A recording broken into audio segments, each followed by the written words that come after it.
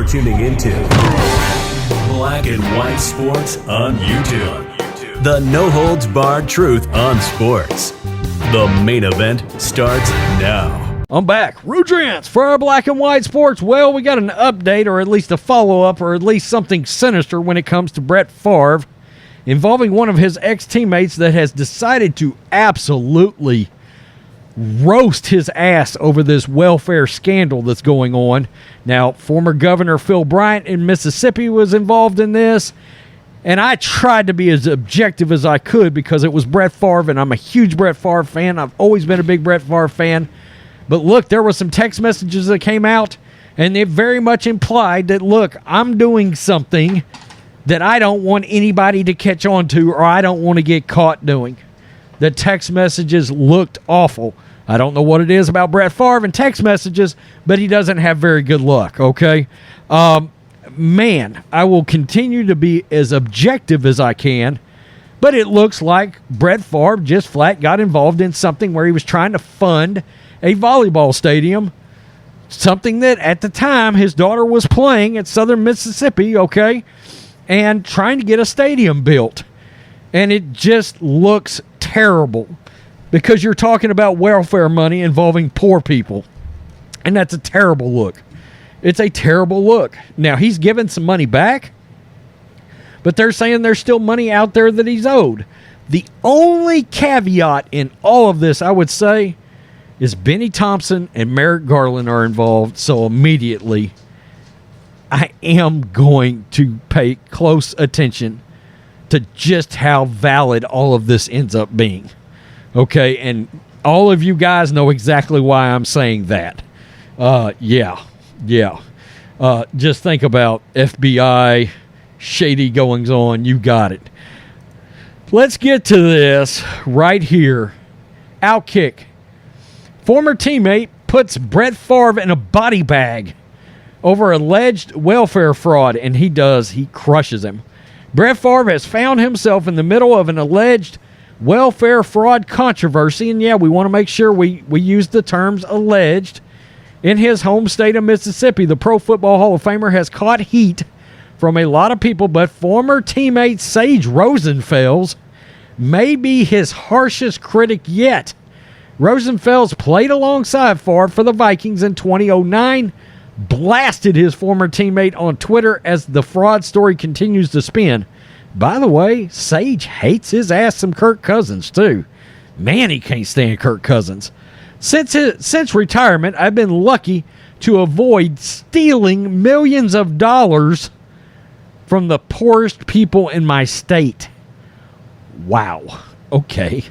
Favre is in the middle of what is the biggest public fraud case in the history of Mississippi.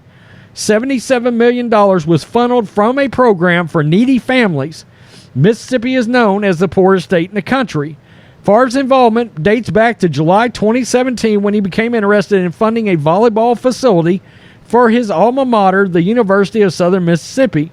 His daughter, Breely, ended up playing both indoor and beach volleyball at Southern Miss. Alleged text messages from Favre from August 2017, which were only recently unearthed, suggest the former NFL QB knew this could cause bad publicity. Quote, "If you were to pay me, is there any way the media can find out where it came from and how much?" Yikes, that's just a bad look. Favre allegedly sent to Nancy New, a Southern Mississippi athletic staffer. In October 2017, $5 million worth of federal dollars was committed for a new volleyball facility. Now, the FBI got involved. This is the one development involving Favre and alleged fraud. The Mississippi Department of Human Services is suing roughly 40 people involved in the illegal activity, which includes Favre. Favre was ordered by a court to pay back $1.1 million of $77 million that was funneled. He reportedly paid back the $1.1 million request in 2 payments. He had an outstanding balance of $228,000 he accrued as interest as of September 2nd. So, and I think that's the only monies they are after now is the fraud, is the $228,000. Now, why he hasn't paid that back, or maybe he has at this point, it just hasn't gone public. Not only that, there are a lot of people involved in this. I mean, I've literally heard the name, the $1 Million Man, Ted DiBiase. Yeah, the WWF/WWE legend himself, the guy that, you know, I mean, he was in the WWE, but I remember him back in the old days down here in the South. Ted DiBiase, Dr. Death, Steve Williams, all those guys involved in wrestling. Somehow he may be caught up in some kind of scam involving welfare fraud. It's all crazy. And Favre's ex-teammate did not hold back. And man, this guy hates Kirk Cousins with a passion. Jesus, man, I was looking at this, and I was looking around for some other stuff because he loves to give his opinion involving anything related to the Vikings. Whew, man, he tore Kirk Cousins' asses up on a regular basis. It's crazy. It's crazy coming from a backup quarterback that I believe it looked like he only started like maybe 6 or 8 games his entire career.